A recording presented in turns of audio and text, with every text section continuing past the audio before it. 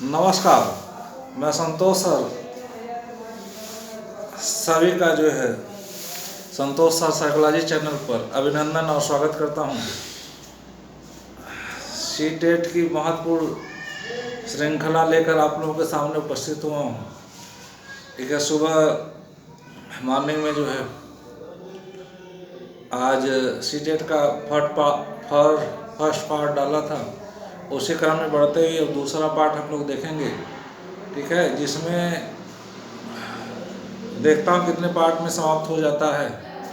तो अब जितने भी पार्ट बताए जा रहे हैं, मान लीजिए 10 पार्ट या 15 पार्ट छोटे छोटे पार्ट लेके आया हूँ मैं, तो उसी में आपकी सी-टेट की जो है समस्त चीज़ें समाहित रहेंगी और वहीं से सी-टेट के सारे आपको सारे सिलेबस को रिकवर करने का प्रयास किया गया है। और अच्छे से पढ़ लीजिए आप लोग, ठीक है, और ध्यान से पढ़ लीजिए एक एक टॉपिक को, और जो वहीं से प्रश्न मिलेंगे। तो इसी क्रम में बढ़ते हुए हम लोग जो है देखते हैं, एक बहुत ही महत्वपूर्ण है, सी-टेट के सिलेबस में है, आपके टेट के सिलेबस में भी है, सुपर टेट के सिलेबस में भी है। तो यहाँ से एक प्रश्न आपका सी-टेट में जरूर आता है।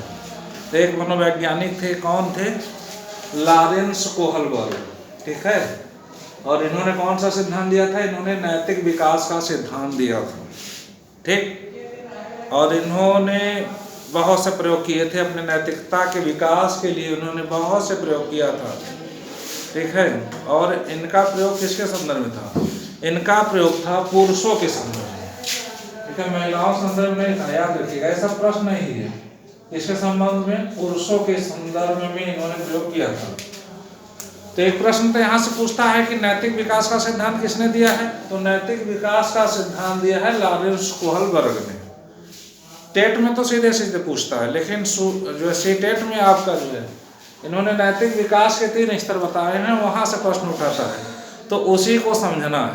ठीक है, और इनकी थ्योरी का एक महत्वपूर्ण पार्ट है जो है पत्नी बीमार पति लाचार, नैतिकता का कैसे हो विकास। तो ये क्या करते थे, ये बहुत से कहानी जो है लोगों को बुलाते थे अपने पास और बहुत से कहानियाँ सुनाते थे, और उन कहानियों के संदर्भ में जो तर्कपूर्वक चीज़ें निकलती थी, उसी से यह क्या करते थे, नैतिकता का सिद्धांत का विकास किया। ठीक है, विकास करते थे। तो एक बार इन्होंने कहानी सुनाई, यूरोप में एक व्यक्ति था हाइनिच, उसकी पत्नी बीमार थी। ठीक है, और एक फार्मासिस्ट था, उसने रेडियम नामक धातु का निजात किया था। तो अब पत्नी बीमार थी, हालत काफ़ी ख़राब थी, बचने की संभावना कम थी। डॉक्टर को दिखाया तो डॉक्टर कहा कि वही धातु चाहिए, तभी जो है तुम्हारी पत्नी बचेगी। तो वह क्या व्यक्ति गया जो है मेडिकल स्टोर पे फार्मासिस्ट के पास, कहा मुझे वह धातु दीजिए, रेडियम है, तभी मेरी पत्नी की जान बचेगी। लेकिन वह उससे 10 गुना ज़्यादा मांग रहा था। ठीक है, और उसके मान लीजिए जो है 10 लाख मांग रहा था, उसके पास 1 ही लाख था, तो कहाँ से व्यवस्था कर पाता। फिर डॉक्टर के पास गया, बड़ा रिक्वेस्ट किया कि डॉक्टर साहब जो है कुछ ऐसा कर दीजिए जिससे दवा सस्ते मिल जाए। तो कहा नहीं भाई, इसी से तुम्हारी पत्नी की जान बचेगी। अब बड़ी समस्या थी, फिर उसने अपना घर द्वार बेच दिया। ठीक है, फिर रिश्तेदारों नातेदारों से लिया भी, तो फिर कहाँ कुछ नहीं बचा उसके पास, फिर भी उस दवा का पैसा नहीं हुआ। फिर अंत में फिर समस्या आई कि अब क्या करे। ठीक, अब पत्नी की जान एक तरफ जा रही थी, दूसरी तरफ घर द्वार बेचने के बाद भी जो है पैसा इकट्ठा नहीं हो रहा था, और तीसरी बात थी कि अब क्या किया जाए। ठीक, सरकार पे दबाव बना के जो है, ठीक है, दवा का दाम कम कराया जाए, कई रास्ते थे। तो यहाँ पे 2 महत्वपूर्ण पॉइंट और हैं। ठीक है, नैतिक दुविधा। ठीक, अब क्या पड़ गया, वो नैतिक दुविधा में पड़ गया कि नैतिकता क्या कहती है उस समय, कि पत्नी की जान बचाई जाए, ठीक है, कि दवा वाले मेडिकल के दुकान में, स्टोर में जो है मेडिकल स्टोर में चोरी कर लिया जाए, या पत्नी को मरने के लिए छोड़ दिया जाए। तो इसी कहते हैं नैतिक दुविधा। ठीक है। जब व्यक्ति क्या करता है, नैतिक दुविधा से निकलते हुए एक तर्क पे पहुंचता है कि नहीं क्या करना चाहिए, पत्नी को मरने के लिए छोड़ दिया जाए कि दवा की दुकान में चोरी कर लिया जाए, पत्नी की जान बचानी बहुत जरूरी है।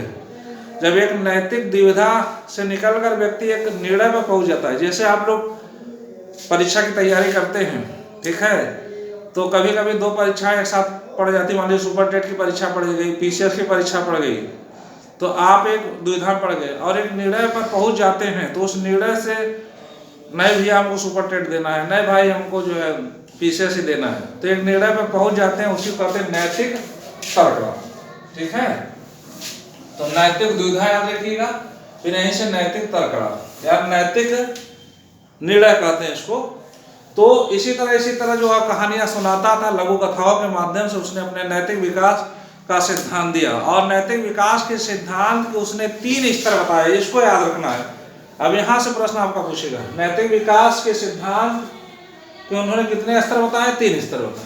पहला है पूर्व परंपरागत या पूर्व रूढ़िगत नैतिकता का स्तर, यह है 4 वर्ष से 10 वर्ष के बच्चों पर प्रयोग किया कि उनकी नैतिकता क्या कहती है, 4 वर्ष से 10 वर्ष के बालकों की नैतिकता इस कंडीशन में क्या कहती है।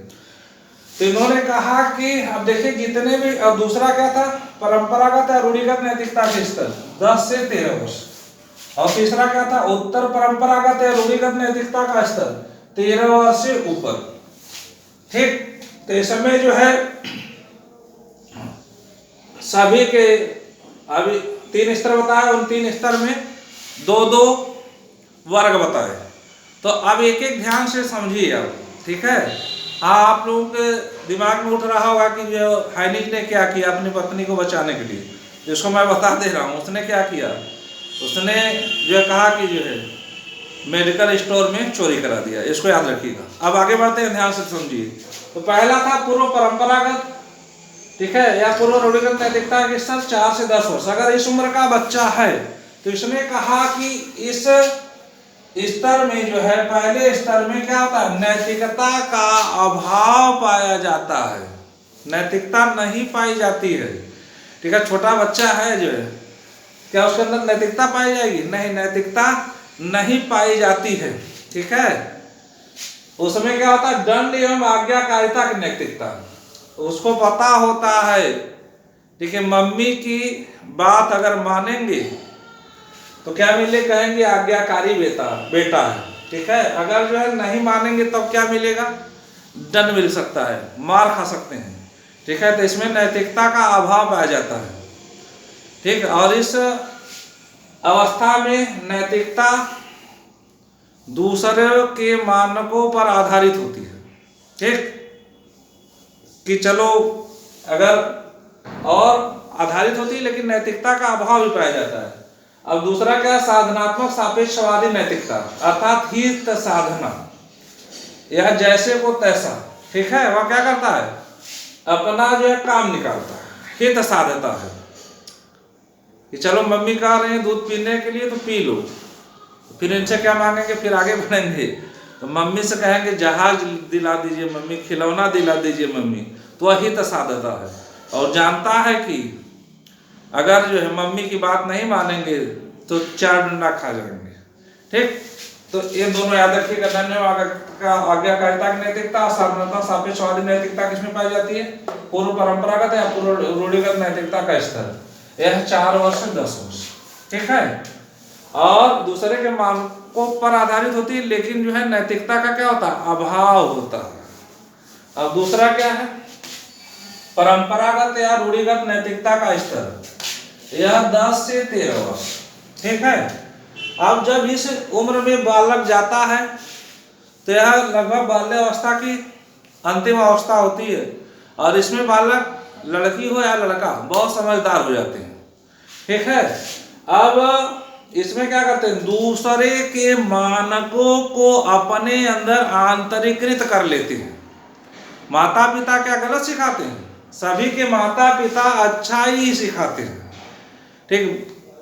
बड़ों की बात माननी चाहिए, दूसरों की सहायता करनी चाहिए, ठीक है, सबसे प्रेम पूर्वक व्यवहार करना चाहिए, न्यायपूर्वक व्यवहार करना चाहिए, ठीक, तो सब लोग अच्छाई ही सिखाते हैं, तो दूसरे के मानकों को अपने अंदर समाहित कर लेता है कि मम्मी पापा जो कह रहे हैं वह सही है। अगर दादाजी को पानी मम्मी कह रही हैं देना चाहिए, तो दादाजी को पानी देना चाहिए तो दे देना चाहिए। ठीक है, दूसरे के मानकों को अपने अंदर आंतरिकृत कर लेता है। स्वयं को उत्तम बनाने को उन्मुखता, इस उम्र में जो है अपने आप को वह क्या दिखाना चाहता है, अच्छा दिखाना चाहता है। ठीक है, कि कोई उसको खराब न कहे। तो यहाँ से एक प्रश्न आता है कि जो अच्छा लड़की अच्छा लड़का का कंसेप्ट किससे संबंधित है, तो अच्छा लड़की और अच्छा लड़के का कंसेप्ट किससे संबंधित है, परंपरागत या रूढ़िगत नैतिकता का स्तर 10 से 13 वर्ष। ठीक है, और सामाजिक व्यवस्था बनाए रखने की उन्मुखता। ठीक, वह ऐसा कोई काम नहीं करेगा जिससे सामाजिक व्यवस्था क्या हो, बिगड़े। ठीक है, वह सबकी बात मान लेगा, कोई गलत काम नहीं करेगा। ठीक है, कोई ऐसा काम नहीं करेगा कि जिससे दूसरे को दुखी हो, या माता पिता को या घर के अन्य सदस्य को क्या हो, तकलीफ हो।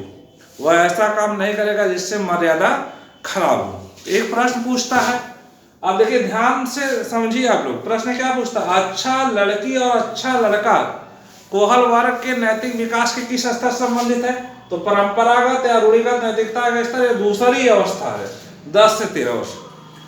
ठीक है, या पूछता है दूसरे के मानकों को कब आंतरिकृत कर लेता है, तो परंपरागत या रूढ़िगत नैतिकता का स्तर। ठीक है, या पूछता है किसमें नैतिकता का अभाव पाया जाता है, तो पूर्व परंपरागत या पूर्व रूढ़िगत नैतिकता का स्तर।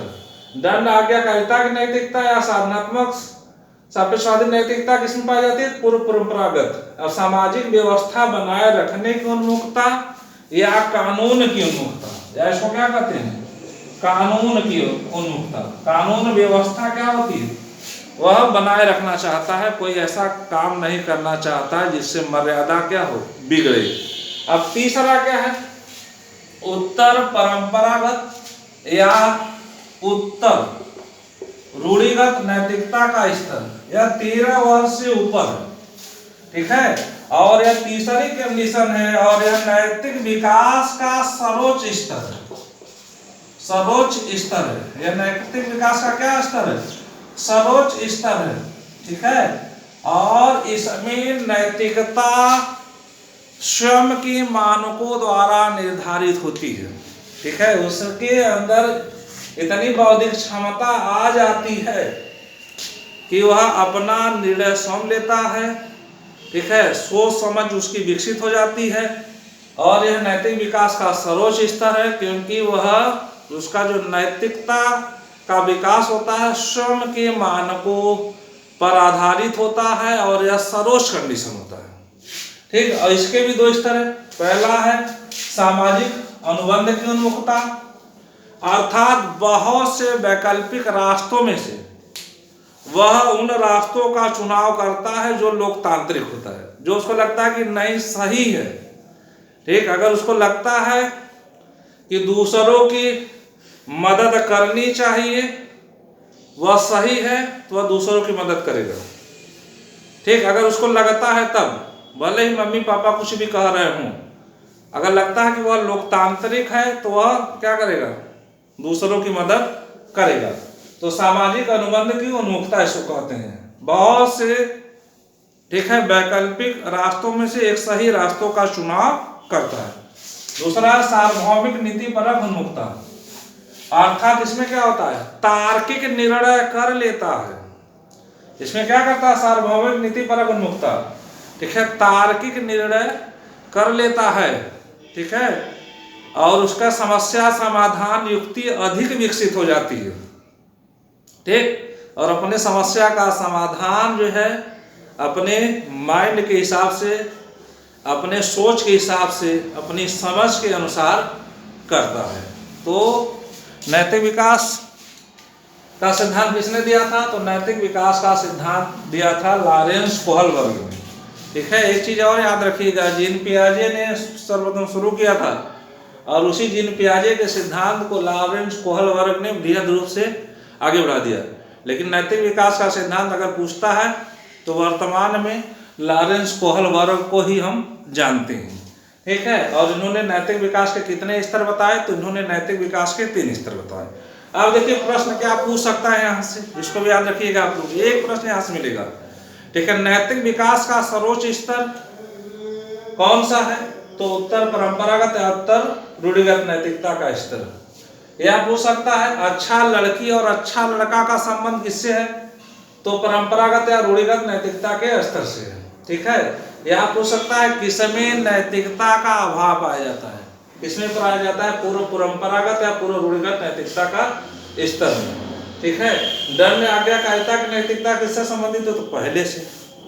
ठीक है, किस नैतिक विकास के किस स्तर में दूसरे के मानकों को अपने अंदर समाहित कर लेता है, तो परंपरागत या रूढ़िगत नैतिकता के स्तर में। दूसरों के मानकों पर आधारित होती है तो पहले। ठीक है, मानकों पर दूसरे पर आधारित होती है, लेकिन इसमें नैतिकता का अभाव पाया जाता है। ठीक है, इसमें क्या पाया जाता है, नैतिकता का अभाव पाया जाता है। नैतिकता की सर्वोच्च कंडीशन क्या है, तो उत्तर परंपरागत या उत्तर रूढ़िगत नैतिकता का स्तर। तो ये हो गया आपका जो है लॉरेंस कोहलबर्ग का नैतिक विकास का सिद्धांत। सीटेट में एक प्रश्न आप लोगों को जरूर यहाँ से मिलेगा।